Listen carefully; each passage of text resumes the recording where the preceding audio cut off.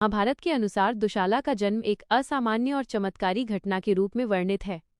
दुशाला कौरव वंश की एकमात्र पुत्री थीं और वे धृतराष्ट्र तथा गांधारी की बेटी थीं।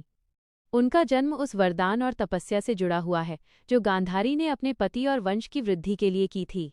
कथा के अनुसार गांधारी ने विवाह के बाद अपने पति धृतराष्ट्र की नेत्रहीनता के प्रति सहानुभूति रखते हुए अपनी आंखों पर आजीवन पट्टी बांध ली थी।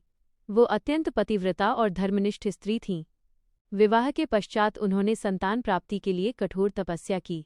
उनकी तपस्या से प्रसन्न होकर महर्षि वेदव्यास ने उन्हें वरदान दिया कि वे 100 पुत्रों की माता बनेंगी जो कौरव वंश को आगे बढ़ाएंगे।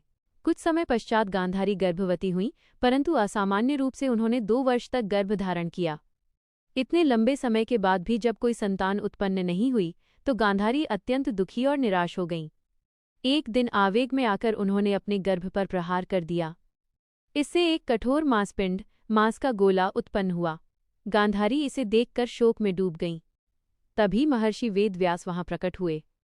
उन्होंने गांधारी को धैर्य दिया और उस मांसपिंड को 101 समान भागों में विभाजित करने को कहा। प्रत्येक भाग को घी से भरे अलग अलग पात्रों में रखकर सुरक्षित स्थान पर रखा गया। वेदव्यास ने बताया कि निश्चित समय के बाद इन पात्रों से शिशु जन्म लेंगे। इस प्रकार समय आने पर उन पात्रों से 100 पुत्र उत्पन्न हुए, जिनमें सबसे बड़ा दुर्योधन था। महाभारत के अनुसार इन 100 पुत्रों के अतिरिक्त गांधारी से एक कन्या का भी जन्म हुआ जो दुशाला थीं।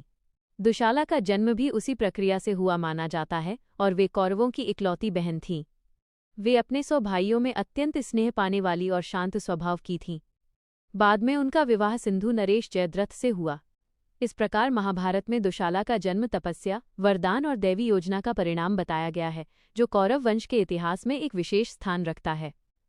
ऐसी ही रोचक और प्रेरणादायक कहानियों के लिए हमारे चैनल को सब्सक्राइब करें, हमें फॉलो करना न भूलें और कमेंट में ज़रूर बताएं कि आपको कहानी से क्या सीख मिली।